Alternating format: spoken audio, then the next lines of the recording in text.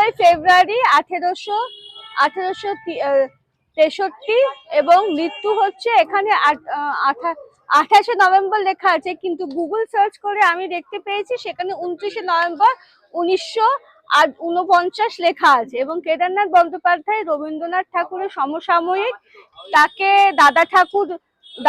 দাদা মশাই আখ্যা দেওয়া হয়েছিল এবং তিনি অনেক বইপত্র লিখেছিলেন, যেমন তার কোষ্ঠীর ফলাফল বা আমি সেও তুমি ইত্যাদি। এই বইগুলো তার অত্যন্ত বিখ্যাত বই।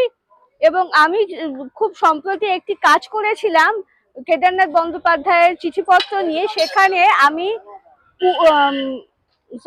সেখানে আমি উত্তরা এবং ভারতী পত্রিকা, উত্তরা পত্রিকা এবং প্রবাসী পত্রিকায় বিভিন্ন পত্রিকায় ঘেটে আমি কেদারনাথ বন্দ্যোপাধ্যায় এবং রবীন্দ্রনাথ ঠাকুরের যে সম্পর্ক, চিঠিপত্রের যে আদান প্রদান, সেটা আমি ওখান থেকে জানতে পেরেছিলাম।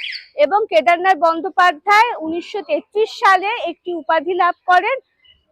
উনি মারা যান 29শে নভেম্বর 1949 সালে এবং রবীন্দ্রনাথের সমসাময়িক তিনি ছিলেন।